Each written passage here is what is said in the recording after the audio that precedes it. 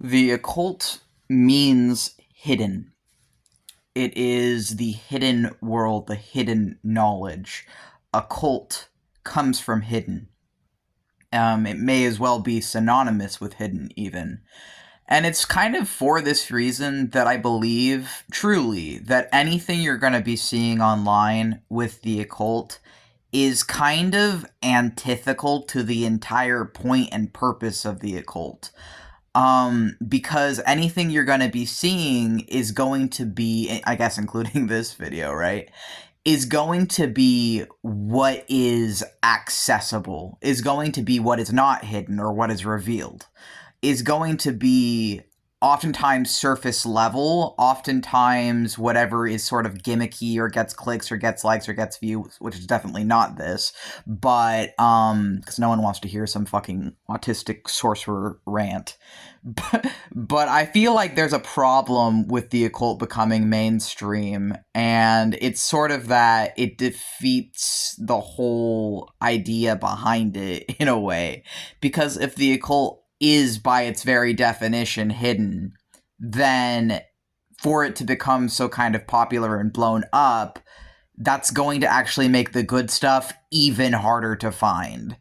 And whereas I don't, as a chaos magician, want to sound like one of those hoity-toity, holier-than-thou types who is like those wizards who are like, oh, and you have to read all these books to know anything, and you have to study these things, and you have to be like decades into this to know what you're talking about. Like, whereas I don't want to say that either, because I think that's bullshit. And of course there's different levels to anything, but there's a way to teach in arrogance, and there's a way to teach authentically. But I definitely think that most of the crap online is kind of useless, and that yeah, a lot of the good stuff is in books, but also books lie just as much as the internet does, and people need to have a healthy level of discernment. Take what you garner from things and leave the rest. And some things you're going to read and it's not going to make sense till later, and that's okay too. Like with any skill, witchcraft is going to take a lot of dedication, time, and energy. And whereas personally, I think that a certain level of historical literacy is an absolute must, I also understand that there are people who feel differently about that.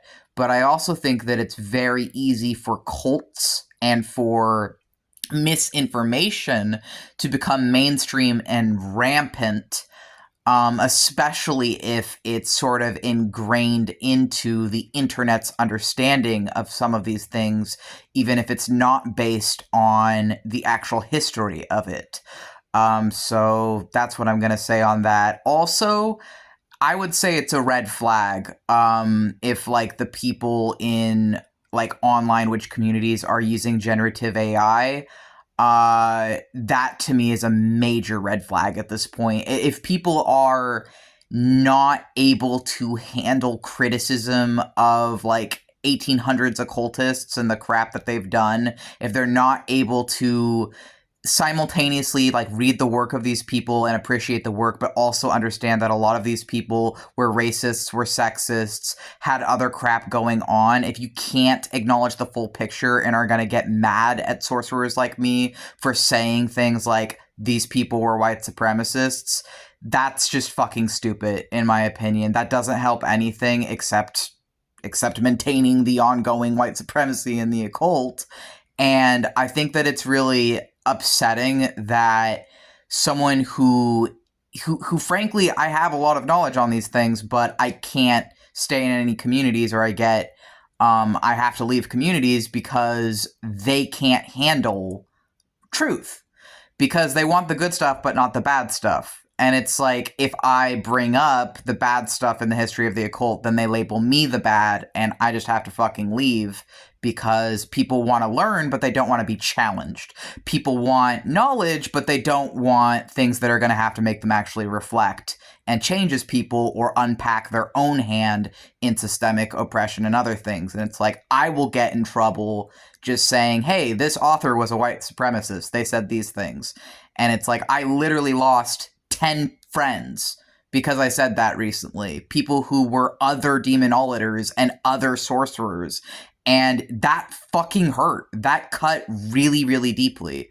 But it also showed me that, frankly, if that is gonna be like the, I don't know, catalyst of me leaving multiple social medias, is just me calling out white supremacy, then it probably shows me I didn't fucking belong there to begin with, and I'm probably not at the level of a lot of these people who can't tell when people are spewing like 80% conspiracy theories versus when someone actually knows their stuff. And it's frustrating because you find people who do actually know your stuff, but then they're swarmed like moths to a fucking flame by people who are like a year into this shit, who have no idea what they're talking about, who are highly susceptible to cults, who are highly susceptible to like new age garbage, who will get upset at you because you label yourself a left-hand path sorcerer and they don't like labels or whatever. Well, also, you understand the problems with those labels and you try and bring it up and they don't want to fucking hear it because it's all about them and their space. But if you're, I guess, not palatable, or if you yell at people because they're being fucking dumb, then you have to leave. And it's like, okay, whatever. I'm sick of it. I'm sick of it because I've been in and out of cults before, because I lost my in-person place of community over bullshit of like the leader yelling at my friends over like crap that they were wrong about, but they used their age to try and be like, oh, well, I know more about this than you, even though they didn't listen to what my friend quoted. And now I'm fucking lost from the community that I was in with that friend because I called out white supremacy and no one there knew what the fuck I was talking about. And because I got upset, even though I tried to resolve things, because I'm like, okay, maybe I took it too far. Maybe I did fuck up. Because that's what a mature fucking adult should be able to do, is be like, maybe I am in the wrong, so I apologized. I did everything I possibly could, and it just didn't fucking matter, because I realized it's not about me. It's about what I said challenged them, and they didn't like that. And so it's like, and then they're like, oh, well, have you read Transcendental Magic yet? Because Eliphas Levi was also sexist. And it's like, okay, maybe he was. I don't fucking know. No, I haven't read it yet. It's still on my, like, study list of things to study.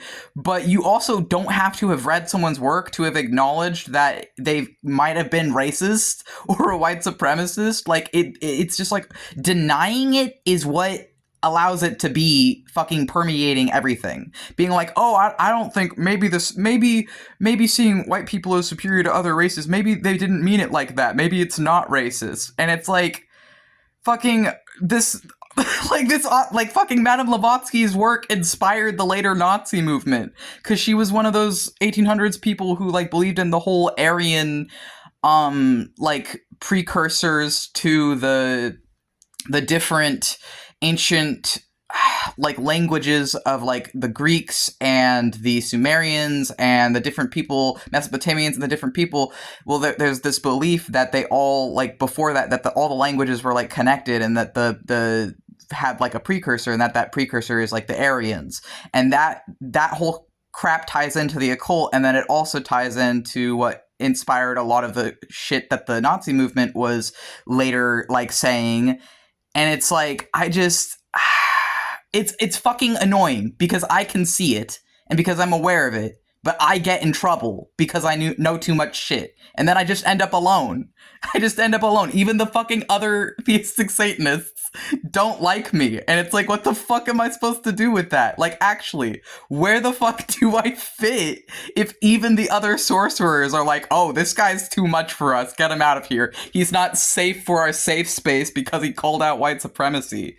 Like, that's fucking laughable. And it's like, I was so upset about it too. Like, I was legitimately like crying and I couldn't sleep because I was so upset I lost my friends. But it's like, if my friends are fucking supporting white supremacy, then they're not my friends.